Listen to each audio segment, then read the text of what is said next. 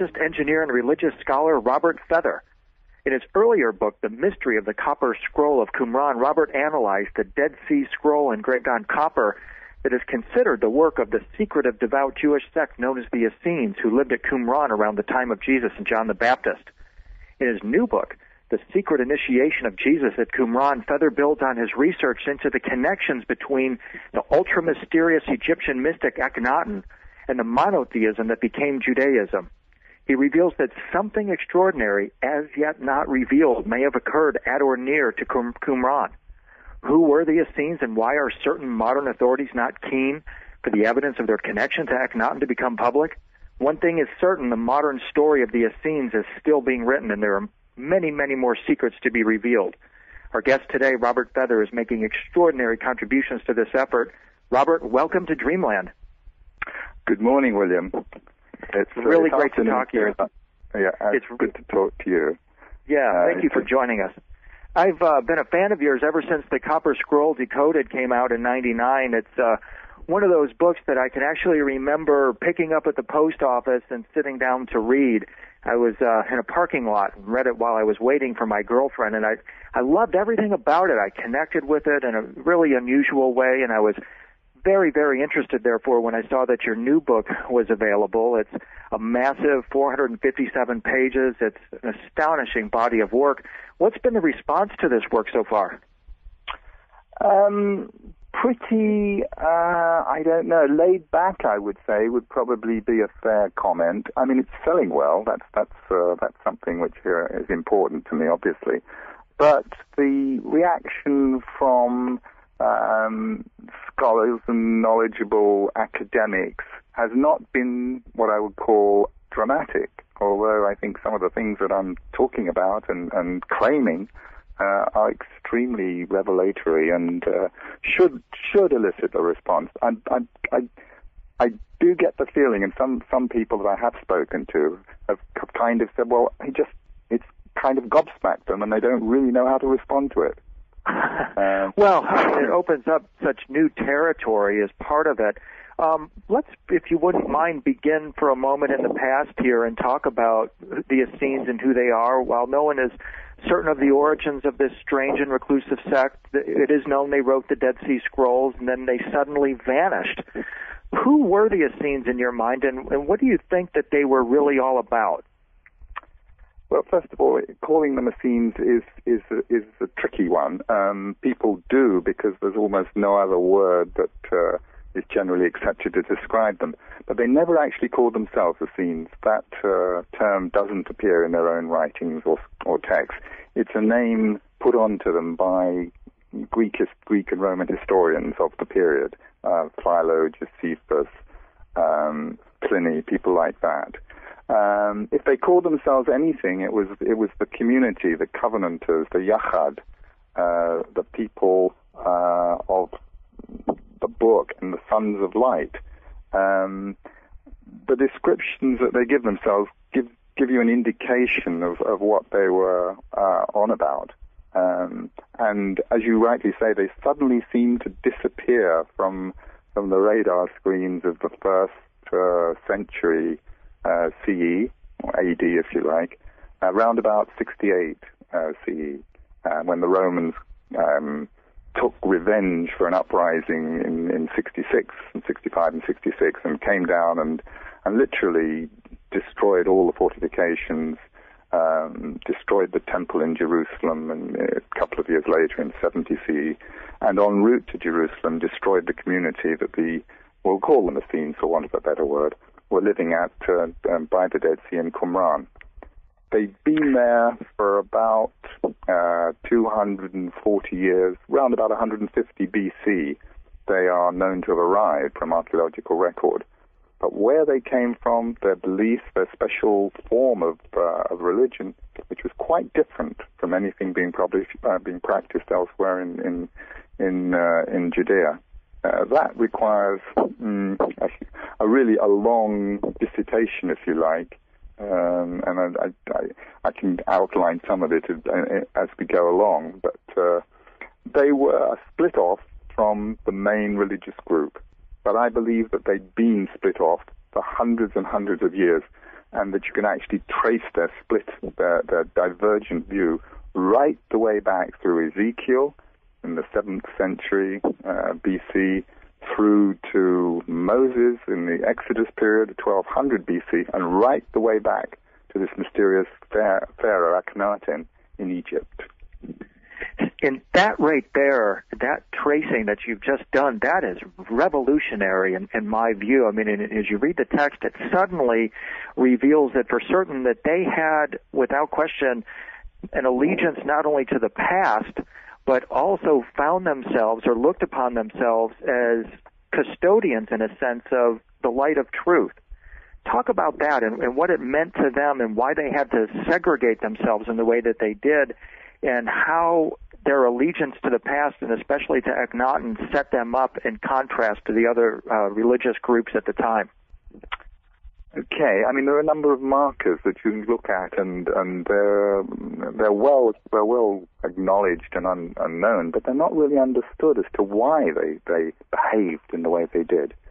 One thing they did was to follow a solar calendar, so their festivals, their celebrations, as it were, even Sabbath, which normally would begin in the evening of Friday at sunset and remain in tact, as it were, until Saturday, to sundown on Saturday.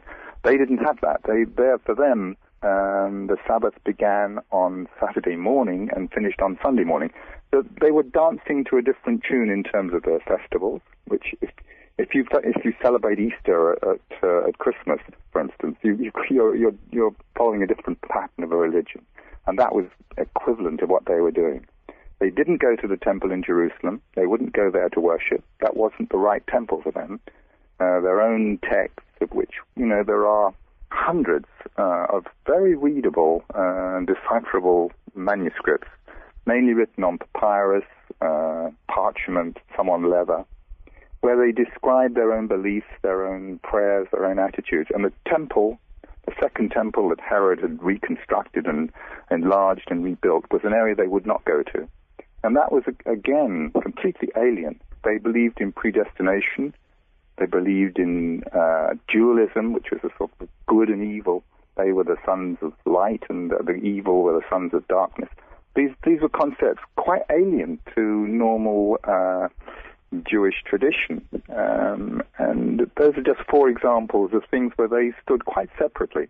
And, okay, those things are acknowledged and written about, but no one sort of says, well, why?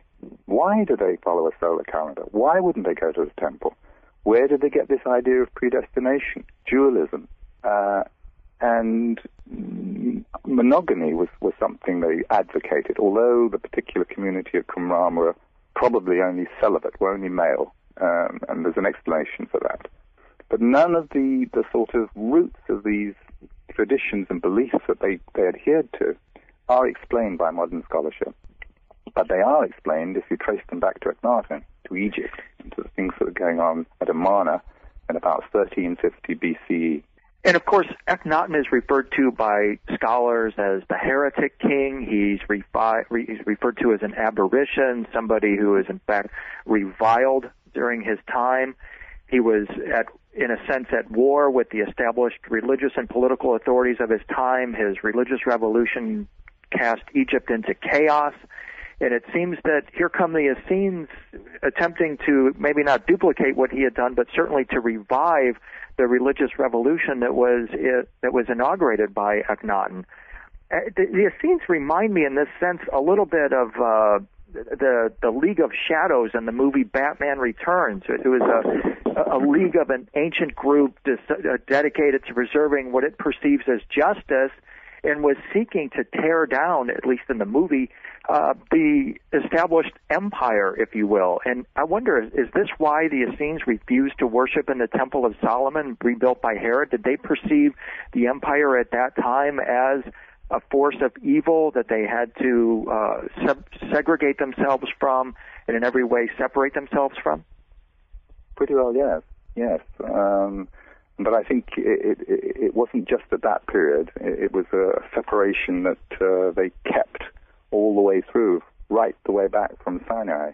And not going to the temple is an interesting question to look at.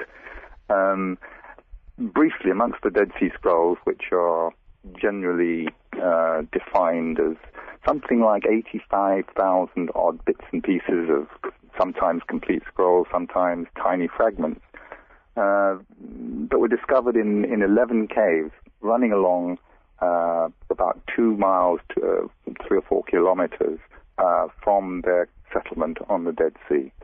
And the first of these were discovered in the spring of 1947. And they comprised something like 850 different documents included in all the fragments. Right. So we've got to hold on for a bit, have we?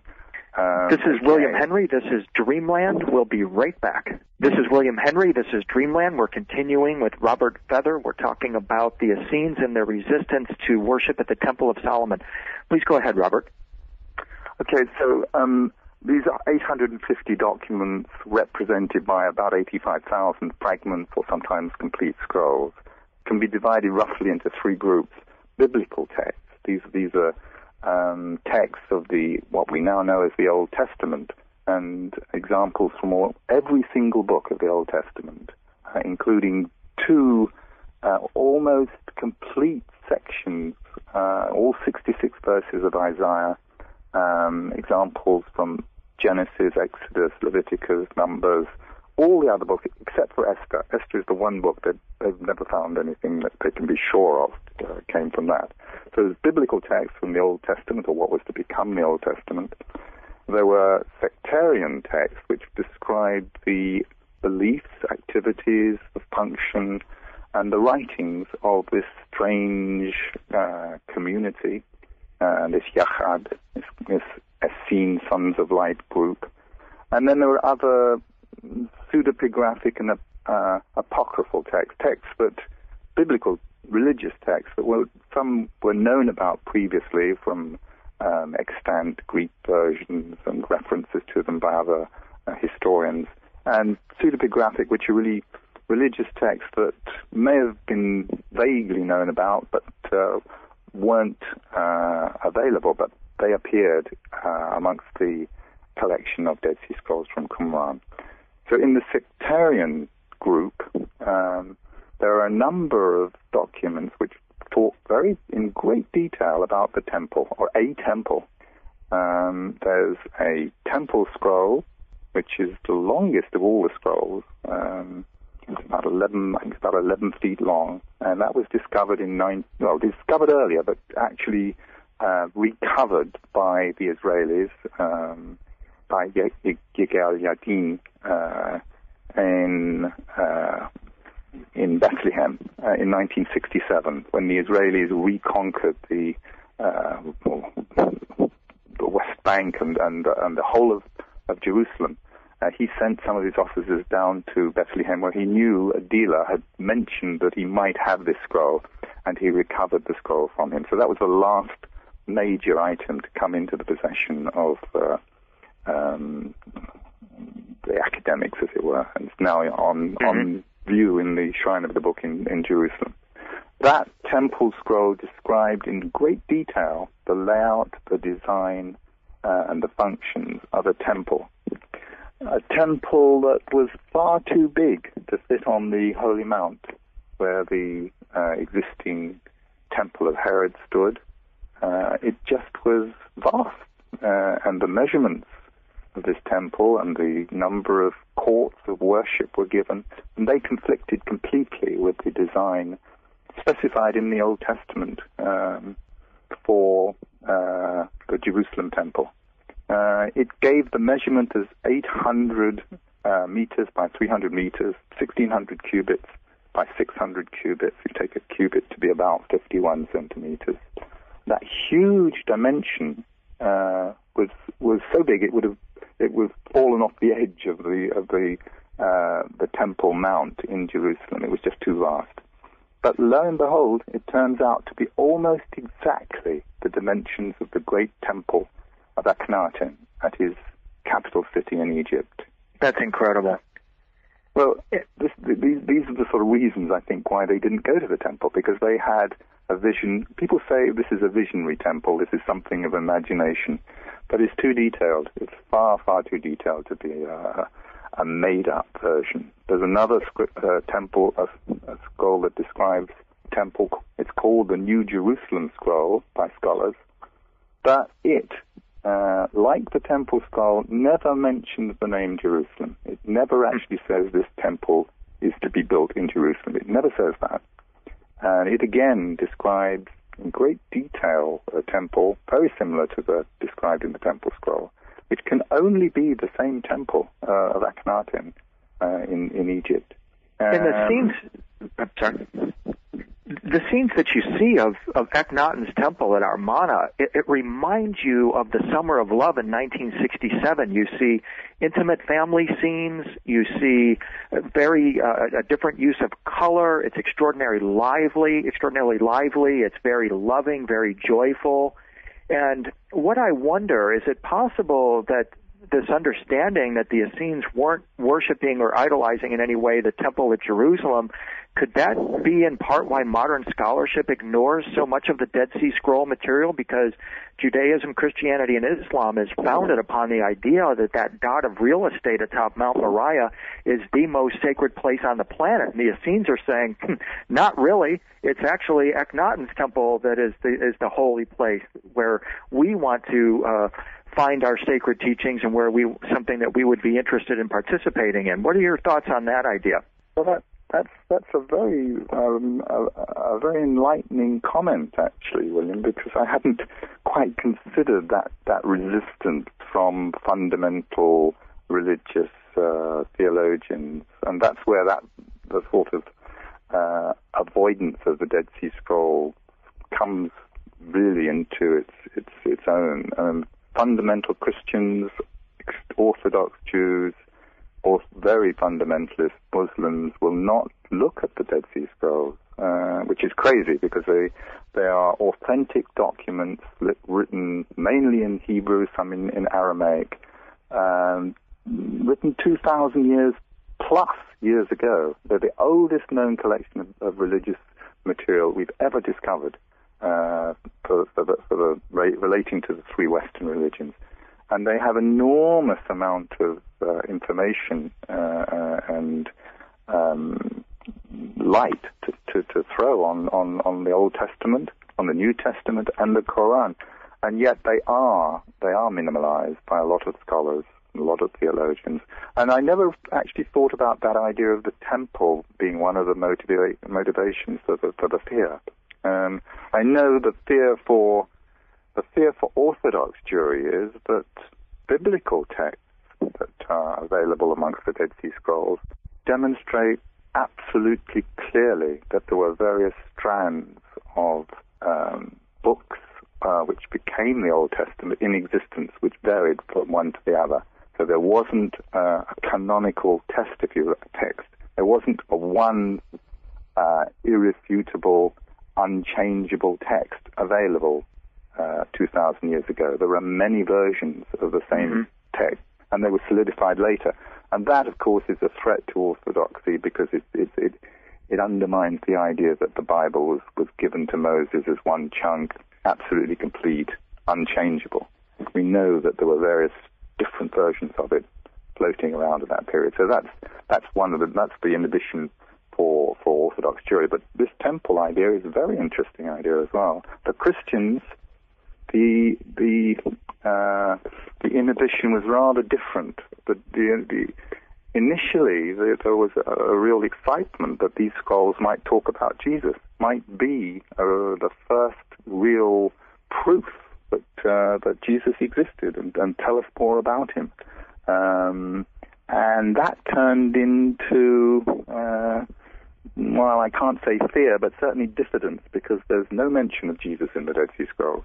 But what there is clear evidence of great intimate knowledge of these sectarian, these very secretive texts in the early followers of Jesus.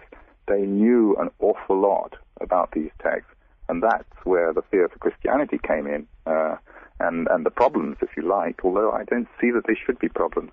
They're being viewed in the wrong way.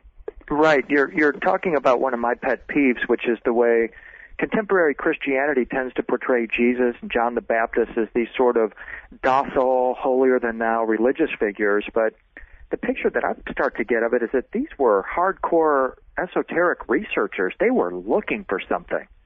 And what I'm wondering is, what do you think they might have been looking for, Robert? Looking for, in the sense of proof. Why this? Yeah, I mean, let's take a step further. Let's say that Jesus was a prophet of Akhenaten.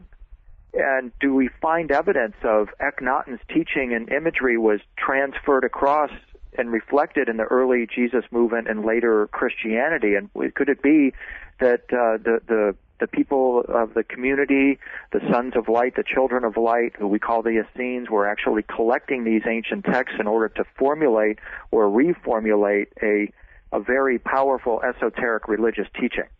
You've jumped ahead enormously, and you've made a huge deduction, which is valid, which is absolutely correct, and I would kind of build up to it a bit more, because it's a profound conclusion that Christianity owes allegiance or knowledge right the way back to Akhenaten. I think it's a truth, but it needs to be spelled out very carefully.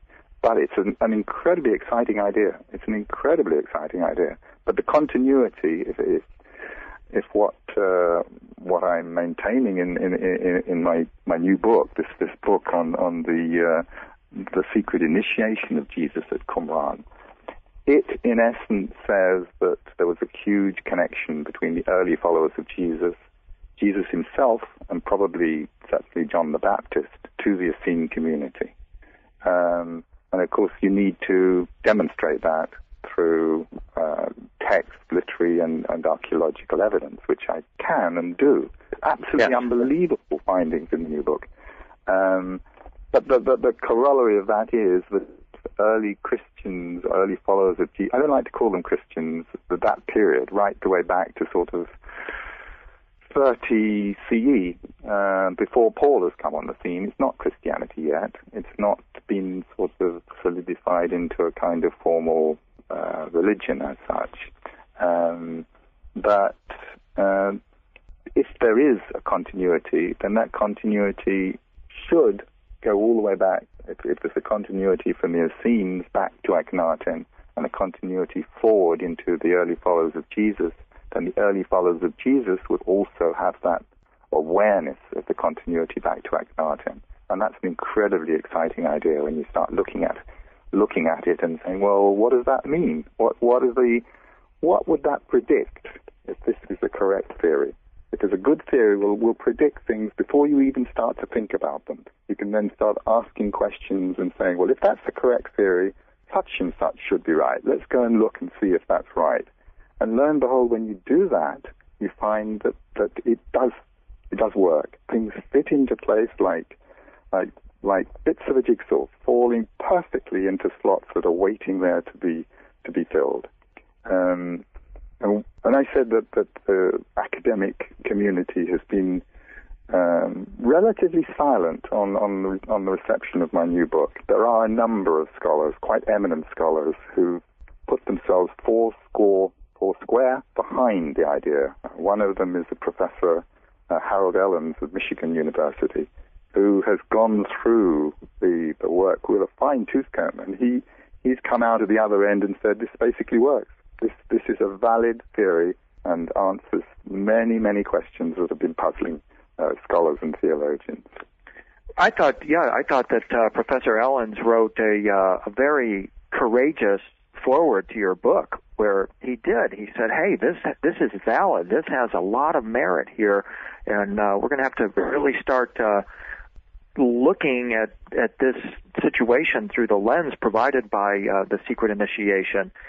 We need to, as you mentioned a moment ago, sort of build a bridge between the time of Jesus and John the Baptist and the time of Akhenaten, And in the book, you present a very, what I thought was quite startling connection in the form of Melchizedek. Talk with us for a moment about Melchizedek and his possible role in this scenario. Okay, let me just diverge for a little bit, because raising Melchizedek is a very pertinent point, and we should look at him because he's a figure of great mystery. But there are so many figures mentioned and referred to in the Dead Sea Scrolls, so many situations, even the origins of the community itself, which you asked, your original question was, where did they come from? You ask back an academic scholar, and they say, well, they split off from the Second Temple around sometime in the 2nd century BCE. Well, frankly, that's just not good enough. It's not good enough because they came to the desert environment with documents that dated back 300 or 400 years before that time, already written, including the Copper Scroll, which they copied from an earlier document. So they were already a long time separated out in their ideas. That kind of, well, we're not sure, we don't know, that carries right on into Melchizedek, the teacher of righteousness, the man of lies, the wicked priest, the whole aspects of the things I talked about before, why they followed a solar calendar, why they didn't go to the temple, why they were dualistic, why they believed in predestination, why they believed in sharing all their goods in community, why they buried their dead in unmarked, virtually naked, in a very unusual form of burial in graves, why their building was orientated exactly the same as that of the great temple at Amana, why they wrote about different temples, different practices. No one seems to answer those. And Melchizedek is one of the big gray areas, but no one will tell you who Melchizedek was. And in Hebrew terms, it means king priest. Melchizedek is a king. Melech is the Hebrew word for king, and tzedek is a Hebrew word for a priest or a righteous person. So it's a combination name. And he first turns up in Genesis when Abraham meets him, having helped him recover his losses from rebellious kings that have attacked Salem. Salem was the old name for the capital city, Jerusalem, or as it became the capital city of Judea. Abraham helps them. And there's a very telling encounter after he returns the lost goods to this king. The king says, "What shall I give you? Shall I give you a tithe for your tithe being a tenth of what I own, virtually, for the deed that you've done?" And he says, in the name of Elyon, which is God Most High, I will do this for you. And Abraham replies in exactly the same phrase. He says, virtually saying, your God is my God, Elyon is my God and your God. But this is a apparently heathen king. And he's referred to as Melchizedek, this king of Salem. And Abraham is clearly worshipping the same God. Now, this period, I think, is relatively close to the period of Akhenaten. And although Abraham, in terms of historical combination, probably is meant to predate Joseph and Jacob, he's a predecessor of them, a patriarch, the first Hebrew patriarch, the first Islamic patriarch, if you like, as well. He's the father of Islam too. Sure. But his story is written later, and he is acknowledging Elyon as the same God that Melchizedek worships, because they are both talking about a God that Akhenaten has, if you like, adhered to, has come to recognize as one supreme omnipotent God. So there isn't a conflict in Abraham acknowledging what appears to be a pagan king's God, because they're both worshipping the same one pure God that Akhenaten had enunciated. And Melchizedek was a vassal of Akhenaten. He was there in Salem, in Jerusalem. Akhenaten actually says in some of his writings, and we have tablets of Akhenaten's writings, the Amarna tablets, where he says, Jerusalem, I will put my name in Jerusalem, it will be a holy place forever for me. And so it's not surprising that Jerusalem becomes the most holy place for the Hebrews when they come out of Egypt. Akhenaten has already told them, that's the place that is where my name will reside. So where were we? We strayed quite a bit from well, we were making the link between Melchizedek, Akhenaten, and Jesus, who later was a priest forever after the order of Melchizedek. Well, that's right. And Melchizedek starts out in Genesis and then starts to transmogrify, if you like, into something more spiritual, becomes a kind of an ethereal being, almost some kind of angelic figure. And there seems to have been some tremendous knowledge, I think, that may have been imparted by Melchizedek to Abraham, because we remember in the book of Genesis story, Abraham at first does not have an H in his name, nor does his wife Sarah. But after their encounter with this priest king, suddenly they are transformed. They are given the letter H in their name. Abram becomes Abraham. Sarah is given an H at the end of her name. And it appears that this H may have represented some form of transfer of knowledge, perhaps an attunement of some kind. And I wonder if that is indicative of this teaching of the light that perhaps the Essenes were actually seeking as well. Well, it's another wonderful insight, William, actually. I mean, you're absolutely right. Abraham's name changes in the Bible from being Abram to Abraham, and Sarah becomes Sarah. And something happens to them to warrant this change of name. And I think you put your finger right on it. They have now recognized the one omnipotent, invisible, almighty God. The same God that Melchizedek, this apparently pagan king, also recognizes. And Melchizedek stays in traditional Jewish writing all the way through, right down to the time of the Qumran Essenes, and they write about him a lot. They describe his attributes. He's a kingly, princely figure. He's a high priest and a king and a prince, all combined in one figure. Mm-hmm. And they describe a lot of his characteristics. And it's also very highly significant, I think, that Jesus has to become associated with Melchizedek. If you read in the New Testament, there are passages which refer to Jesus taking on the mantle of Melchizedek, priest forever. He's described Jesus has to also have that linkage. And there's a reason for that. I think this sort of, does it answer questions before you answer them? It does. He has to be associated with Melchizedek because that's the fundamental prime initiator. Together, I think, with Jacob and Joseph, who are in at the beginning of the formation of monotheism with Akhenaten. But Jesus needs to define his lineage right the way back to Melchizedek. And Melchizedek, as you said, is described as a king and a priest without genealogy. He doesn't have any genealogy. He's the first. He's the first mm-hmm. of the line. And that makes absolute sense because Akhenaten separated his whole community. He literally upped the court from Thebes, and he said, we're not going to stay with all these pagan temples, Amun, Khons, Mut, all the pagan gods. They're out now. There's only going to be one God. His name is Aten, and he's invisible.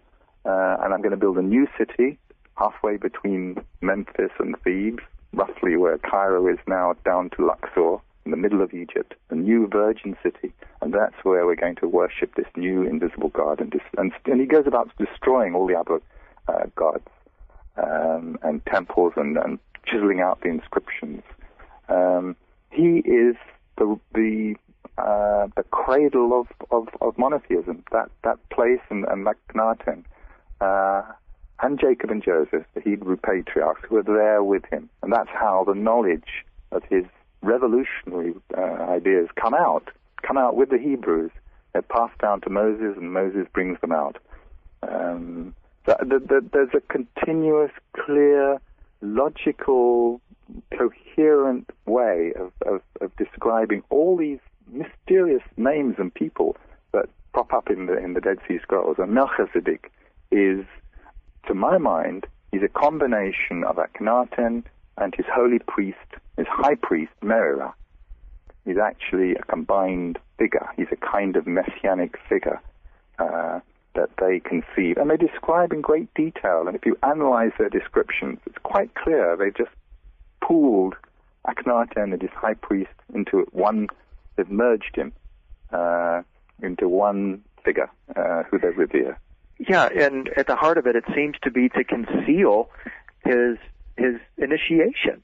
And it seems that what you're proposing in the secret initiation of Jesus at Qumran is that John the Baptist and Jesus were part of a movement to reconfigure those teachings and, in effect, to create a spiritual transformation with individuals. Is that a fairly accurate assessment of where you're going with this? I think so. I mean, you said earlier on that did the Qumran community, did they sort of consciously set about describing the basic philosophy for a new religion? I don't think so. I think they were following a long line of tradition, and the new religion was fashioned by Jesus and John the Baptist and Paul, who took the basic ideas and they said, well, hang on, we're getting away from them here. The Jewish religion, the surrounding culture has gone a long way from these ideal principles of Akhenaten. Let's get back to them. So it's Jesus that constructs and has the divine revelation to go back to a pure religion. This is William Henry. This is Dreamland. We'll be right back. This is William Henry. This is Dreamland. We're continuing with Robert Feather. Robert, recently Time magazine named the rock star Bono and Bill Gates and his wife Melinda Gates as Persons of the Year. And, you know, Bono is admittedly messianic. He accepts that he's a rock and roll messiah and he's working on debt relief. Bill Gates is the richest man in the world. He's utterly Solomonic. And as the partner to the king of the world, Melinda Gates, his wife, is somewhat Mary Magdalene-ish. And I'm wondering, what are your thoughts on comparing Bono and the Gateses to the role of Jesus and John the Baptist and Mary Magdalene?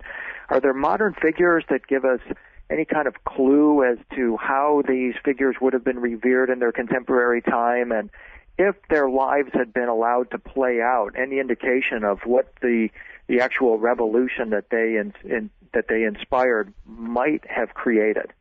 Wow, that's a heck of a question, isn't it? I mean, I'm trying to think of any contemporary figures that might inspire people the way some of the earlier biblical characters did, Jesus in particular. And I suppose, I don't know, someone like Billy Graham kind of gets into that mold, but that's a real. It's a subjective question. So I appreciate you just kind of considering it for us. You don't have to answer if you don't want. I'm just, looking always to get an idea of if these were real people, and I believe they were real people. What were they like? What were their true ambitions? Not the ambitions that were overlaid on top of them, and wondering if the scrolls or other texts give us any kind of hint of what they were truly trying to accomplish, and if we were to really be able to fully revive some of the mystery schools and these secret initiations, what would have happened to me? Like, for example, if I were to have encountered John the Baptist and I received this secret initiation at Qumran, what would that have been like? What might that experience entail? I don't know. I suppose you've got to put your mind back 2,000 years and think, what do these people know about their life? And you've got to forget all the modern scientific and literary works that you've absorbed. main concerns were survival. In that time, the Romans were very harsh in conquering people and in control of the land. So religion was pushed back onto them as their salvation. And they were looking for some kind of savior, if you like, as the Jewish people and the world, in some ways, has been looking for a long time. Someone to get them out of their troubles, and so they foresaw an apocalyptic age when the good would overcome the evil, when the forces of good would vanquish the forces of evil. And I suppose that idea is still current. So come someone like John the Baptist with a message that he will save you, but he not necessarily physically, but spiritually, and that's very attractive. You would have succumbed to it. You'd have said, okay, I'm laboring under a harsh regime. I can hardly make enough food for my children.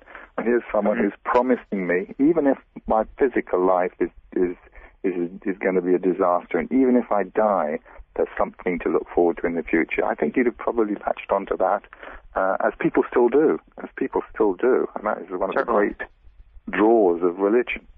I was thinking when you mentioned Bono and Bill Gates, we have over in England, in London, particularly Madonna. Of course, yes. Come to a form of spiritual enlightenment in becoming an adherent of Kabbalah. Mm-hmm. And that's an interesting subject to talk about. I suppose if we could almost have another program on that. Well, Whitley's got the subscriber section coming. That might be a great topic for. Yeah. Based on your, I'm sorry. A lot of quite well-known, high-profile people who've taken on Kabbalah and been attracted to it. Mm-hmm. Based on your understanding of the Dead Sea Scrolls, are we awaiting a Messiah today? Yeah, I suppose, yes. Certainly the Qumranites, the people were waiting for two Messiahs, not just one, two, probably three. And the Jewish people are still waiting for a Messiah. He might come in the form of Elijah. He might come in the form of somebody else that we don't yet know about. And of course, Islam is also waiting for the hidden Messiah. So yes, people are still anticipating a Messiah who'll come along and tell us where we've all gone wrong and lead us to the correct path. Yes. Yeah, I'm glad you brought up the Judeo-Christian Islamic triangle, because a new kind of triangle has formed in our world that has grave political consequences, religious consequences. Certainly people are dying because of it today. It's not a pretty thing. And what I'm wondering, are there hidden links within the corpus of these three religions? And do you think that there's a link between the Quran and the Quran and Qumran? Is there a fourth way behind these three religions that your research can help us get to? Well, the idea that the name of the Quran and Qumran are linked is interesting. I must say, another one of your flashes of genius. It's got a similar kind of sound to it, and maybe there is a harking back. You usually find there's a seed of truth behind some kind of similarity in sound and of a name, particularly. But of course, they're all basic, fundamental daughter religions of Akhenaten and, I reiterate, Jacob and Joseph, the Hebrew patriarchs. They're all spin-offs from that first golden revelation, flash of lightning that occurred when they discovered the idea of one invisible God. Judaism, Christianity, and Islam are all daughters of that same inspirational moment. So I think if there is a solution to some of the world's problems, it's for all three religions to recognize that they have exactly the same point source of origin, and their differences are really, really trivial in relation to that basic great truth.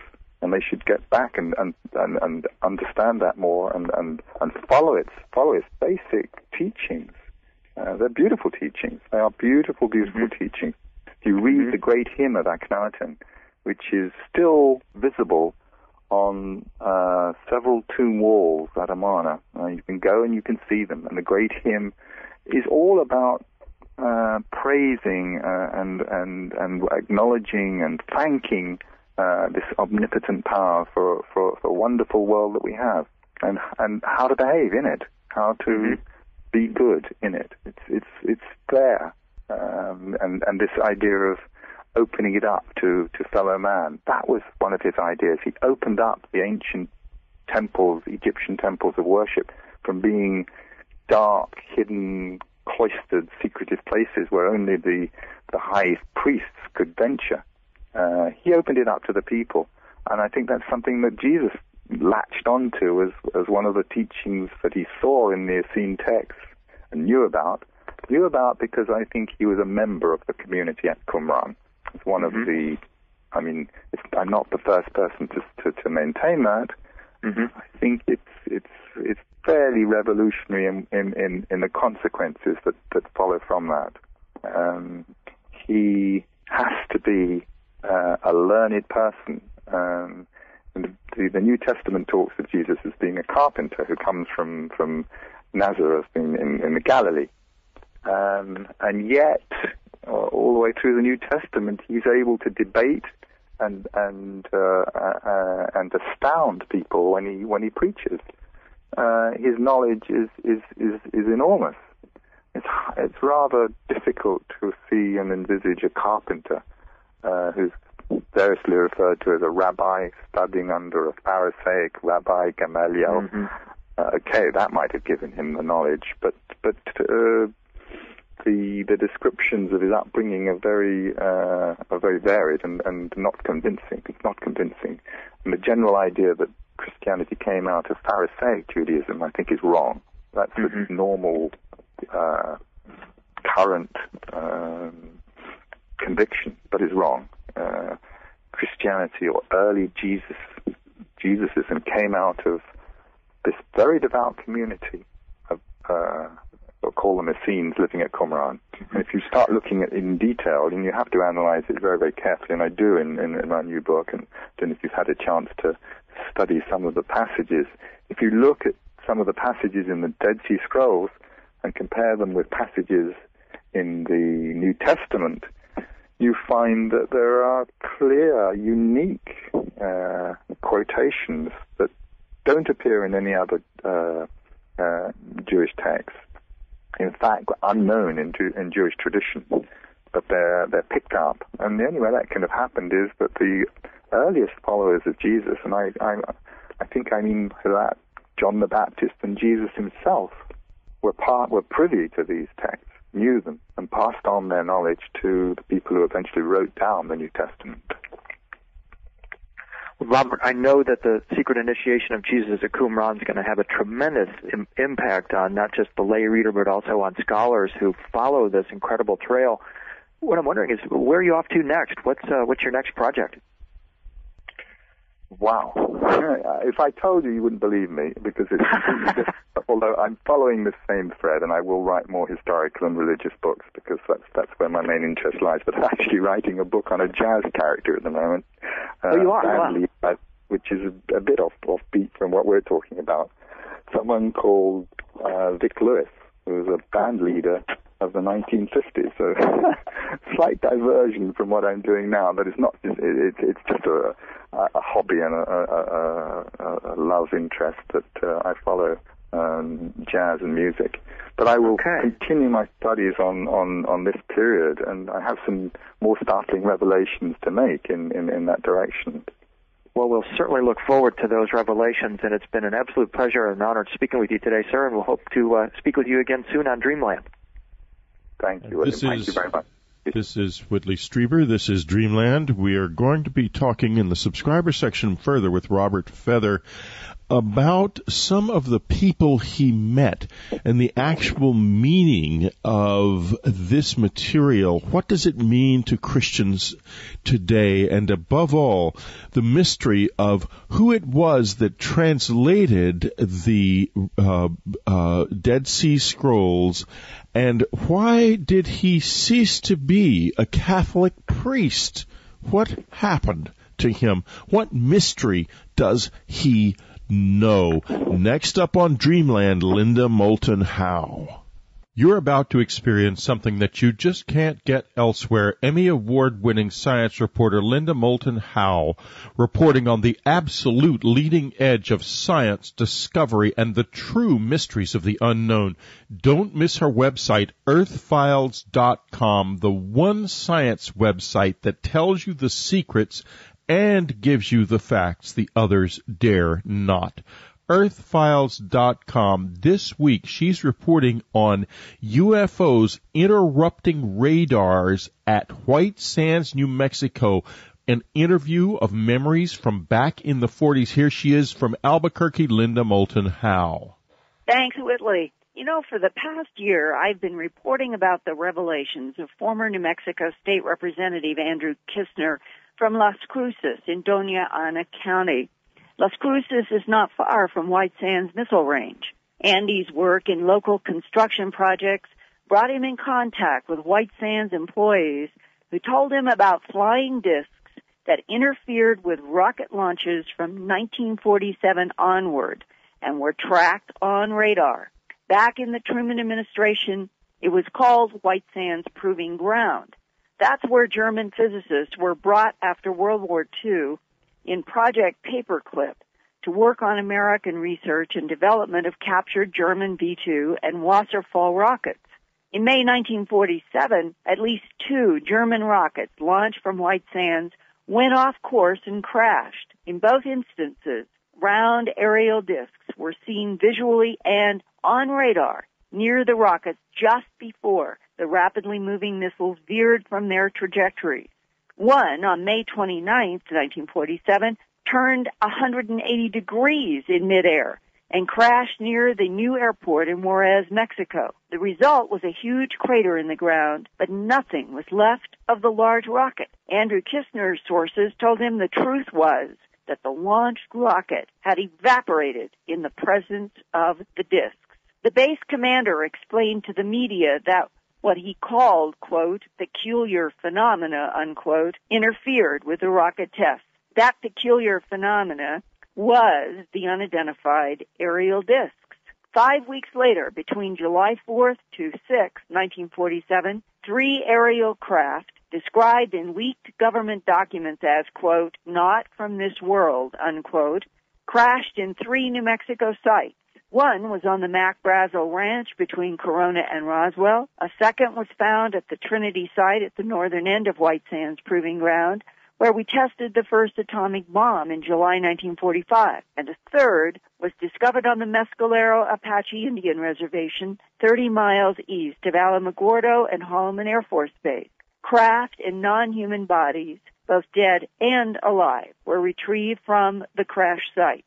Afterward, Andrew Kistner was told that American President Harry S. Truman authorized a 1947 classified executive order and extended the War Powers Act to enforce a strict cover-up of all matters related to an extraterrestrial presence on this planet. That presidential executive order appears to still be in effect today, nearly 60 years later. One of Andy Kistner's most important sources was a high-ranking officer at White Sands Proving Ground who died in 1998. He gave Andy some reasons why the United States government has lied and misinformed about the extraterrestrial presence for more than half a century. He said, government insiders saw on radar and photographs peculiar phenomena, advanced aerial devices that could easily keep pace with our rapidly moving V-2 rocket tests, and that General Nathan Twining categorized as, quote, enemy weapons objects. Government insiders were shocked that an advanced beam technology can lift up and lower animals and people directly associated with these aerial discs. Government insiders concluded at least one non-human agenda is to harvest genetic material from animals and people transported by that beam technology. And government insiders learned that the non-human intelligence has and will retaliate if attacked. In the past several months, as I have reported about the disk technology crashes and retrievals and the American government's strict policy of denial in the interest of national security, I have received many letters and emails from people who had parents or relatives serving in the U.S. military during the Truman and Eisenhower administrations. One of those more recent contacts is from Sherry Camp Malin. She was born on February 6, 1959 in Colmont, Tennessee. Her father, Lloyd Eugene Camp, spent his 35-year career in the United States Navy and retired as a sergeant major. In 1947, Lloyd Camp was 29 years old and had moved his family to the White Sands Proving Ground area of New Mexico, where he worked on the electronics of the V-2 rocket research and operated radar. Sherry contacted me because she heard about my reports that aerial discs interfered with V-2 rocket launches, and she wanted me to know that her father told the family he had watched strange disc-shaped aerial objects circle around rockets after launches from White Sands. Recently, I talked with Sherry Malin about her father, who died in 1993 at age 75. My dad, he was like a sergeant major. He told me that he helped carry out top-level research on the German V-2 rockets. Mm-hmm. And Dad, he said that he run the radar equipment, and he also set up the equipment and stuff for like the launches. Mm-hmm. And he helped Von Braun, set up. He did set the equipment up for him. And Dad, he would run the radar equipment too. And on several occasions, Dad, he could see flying saucers circling the rockets. So, what kind of details did he say about it? Well, he said that there were a large silvery disc that looked like a pie pan turned upside down, and he said that they would circle the rockets and follow them, and then several times the radar equipment would lock in onto the missiles, and the rockets would crash. And in one instance, he said that one of the rockets crashed into a cemetery in Juarez, Mexico. Can you remember any specific details that he may have told you about talking about the discs with, let's say, Werner von Braun, or from a scientist's point of view, what were they dealing with? Well, no, he didn't say what von Braun said they were. I mean, it was obvious to them that they didn't come from this world. They were from somewhere else, because there wasn't anything on this planet that was that technologically advanced to do the stuff that those things did. And whenever they took off, they'd circle the rockets, and then the UFOs would zoom off out into space, maybe 1,000 miles a minute, a second, whatever. And we just don't have anything capable of doing anything like that. Now, when your father talked to you about these discs being involved at the time of the V-2 rocket research and being able to circle around the rockets after they were launched, did he say anything to you like, you mustn't tell anyone? Yeah. He told me and my brother to kind of, that we really shouldn't be telling everybody about it, and so we didn't really discuss it. Did he explain why it had to be kept a secret? Well, he always said that it was kind of like a national security reasons, that we really shouldn't say anything. And about a couple of months before he died, when he was in the hospital, I decided maybe that I should talk to him about this and try to get all the information written down that I could find. Mm-hmm. And he told me extensively of all the things that he pretty well knew. I interviewed him and everything just so that I would have a record of this, because I wanted to have these stories for my daughter whenever she becomes an adult. She may want to pass these stories down to her children. Mm-hmm. Was he there when the three craft crashed near Corona, at the Trinity site in White Sands, and out at the Mescalero Indian Reservation?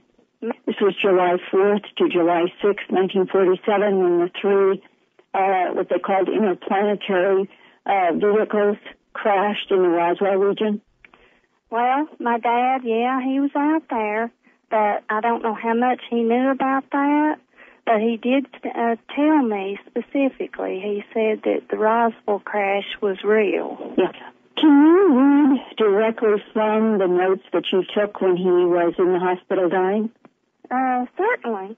When I was a child, my dad told several war stories, and none of them were as strange and fascinating as the ones about White Sands. One time, while one of the rockets was being launched, two unidentified flying objects appeared alongside the rocket. My father saw them both on radar and visually from where he was. He saw what appeared to be two silvery discs circling the rocket.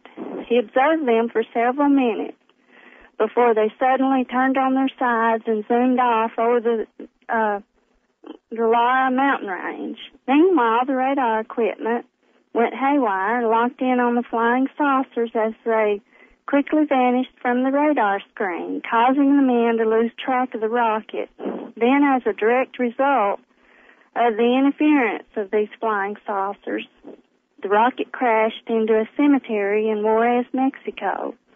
My dad even told me that they tried shooting missiles at the flying saucers on separate occasions, and that he had seen these flying saucers several times circling the rockets when they were launched at White Sands. The mysterious silvery disc became a common nuisance at White Sands Proving Ground. My dad, as well as countless other military personnel, including pilots, radar controllers, reported these events to the officials in command of the White Sands Project. Eventually, the word was sent out to shut the men up at all costs for the sake of national security.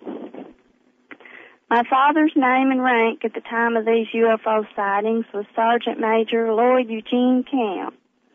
He started working at White Sands Proving Grounds around 1947, and he was 29 years old at the time he witnessed these events. My dad, mom, and brother also saw one of these flying saucers while they were traveling through the White Sands Desert one evening during the summer of 1947. I have the full details of the accounts of all three of them about their shared sighting of what they described to me as like a huge silvery pie pan turned upside down in the sky, hovering over the road up ahead of them. They witnessed this object just flip over on its side and quickly disappear into the sky. Did he talk to you about what he speculated the source of the discs were, or what the discussion was with fellow scientists and government authorities about the source of the discs and what the intent, meaning why were they here, why were they interfering with the V-2 rockets? My dad told me that they all knew that they were not from this world, that they were from the stars. And my dad, he said that he thought because at the time we were beginning to develop nuclear weapons and missiles and things of this sort that would be, that could be the destruction of our world, if we let these things, loose. I mean, if someone used these weapons. So naturally, I guess that was a turning point maybe in our history or something that there was suddenly thousands of UFO sightings started happening, around that time period. Did your father ever say to you that there was some kind of Earth secret war? Yeah. Now, my dad said that they even declared war on these UFOs, on these ships, and they shot missiles at these things on several occasions. But it didn't do any good, of course. The missiles just wound up crashing, and the guns or whatever they tried to use, and the pilots would even come in talking about these things, having chasing, they would chase them and stuff. Right. So, and was your father aware of executive orders from the President of the United States, for example? My dad, he said that some part of the government, they sent word back to the commanding officers and the people in charge of the White Sands Project to shut the men up for national security reasons, and that they were not to talk about it anymore. It doesn't seem consistent with what we think of the United States of America being a democracy for a few people to have all the secrets about something as great as extraterrestrial biological entities from someplace else being here and being fired upon and perhaps firing back or retaliating, and our government declaring war but not letting anybody know? Like I say, my dad, I think it did upset him. He didn't think that, that they should be doing that. My dad just didn't think, he said, that it could probably start a panic if this stuff got out, probably, and maybe that was one of the reasons they didn't want this information out there. It was one of the reasons, that they had given. And what is one of the things that you remember him telling you that was the strangest or the most incredible thing that he saw these discs do?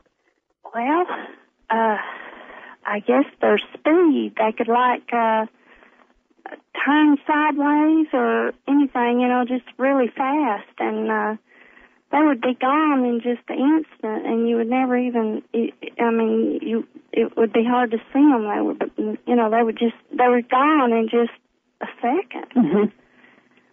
And we have nothing in this world that at that time, especially, that could even come close to being that fast. Is there anything else that your father told you that our government knew about the intelligence inside the disc?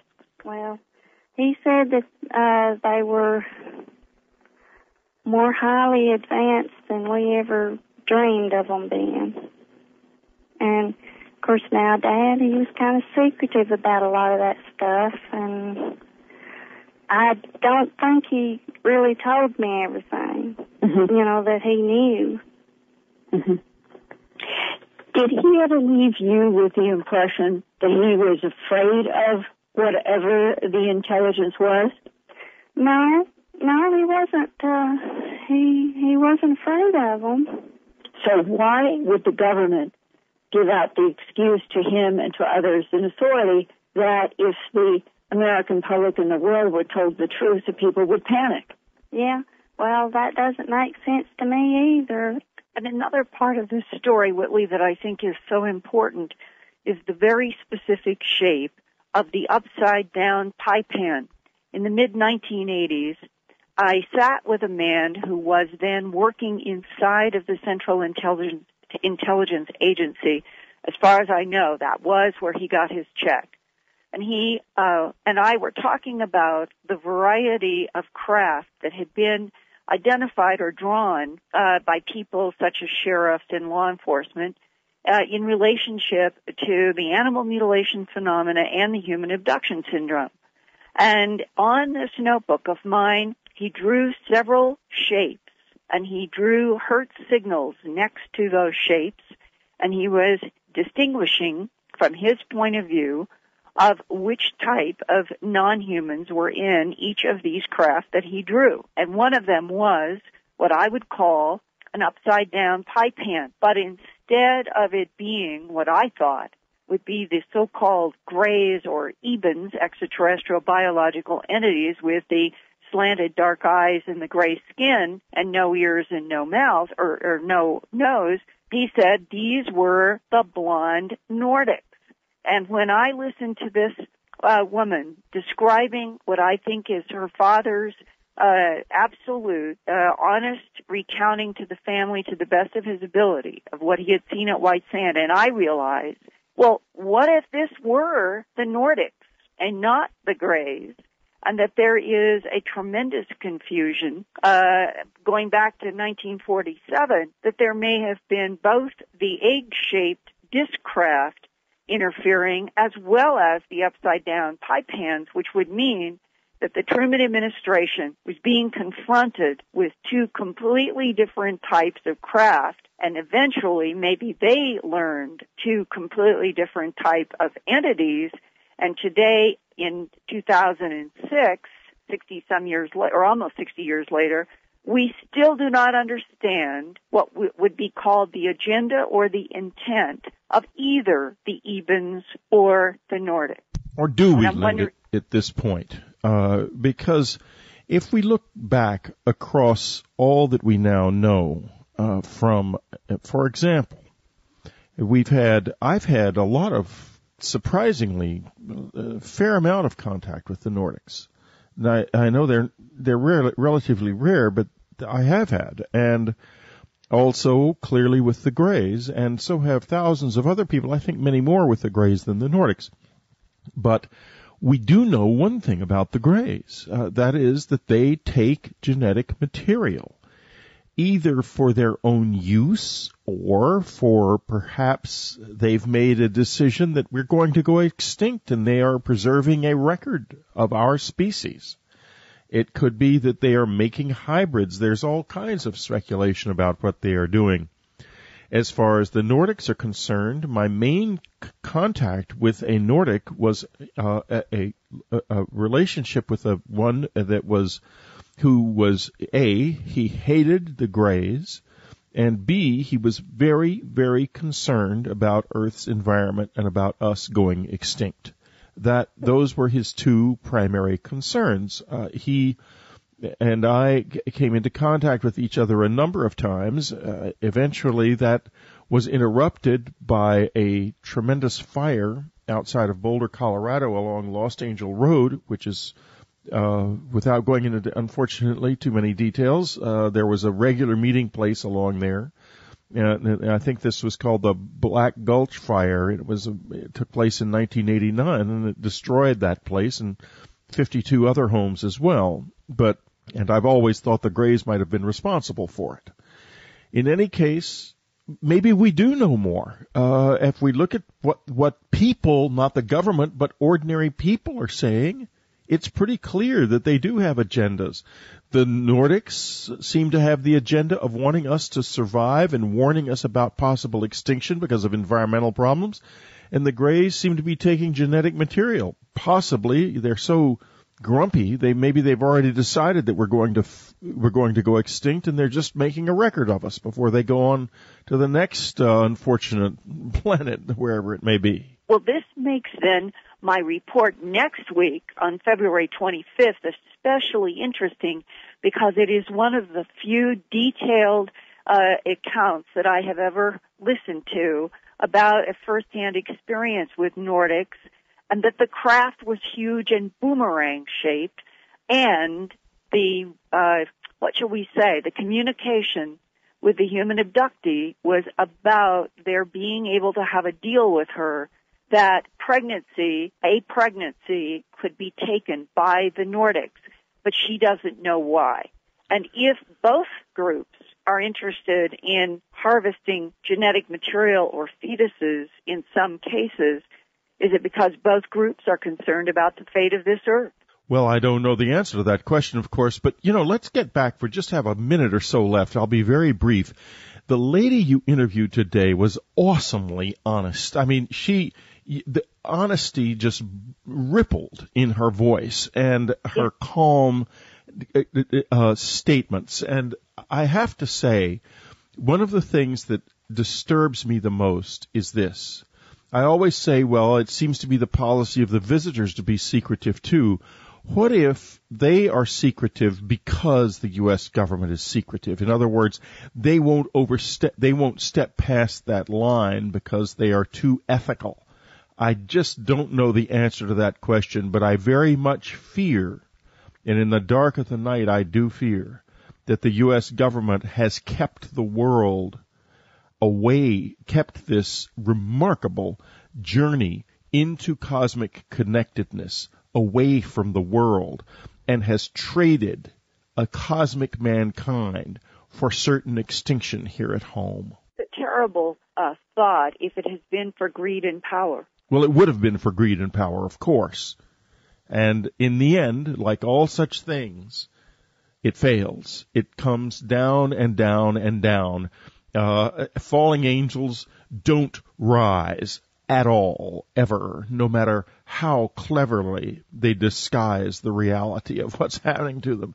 And unfortunately, I think that may be who is pulling us down, pulling the United States. But I would like to think that the wise men, and I think there were some wise men like Vannevar Bush of the 40s, had a deep concern, like super patriots, for the American species the human species, in the face of something that to them was unknown and frightening, and that General Twining was classifying as an enemy weapon system. And this, to me, is the disconnect, Whitley.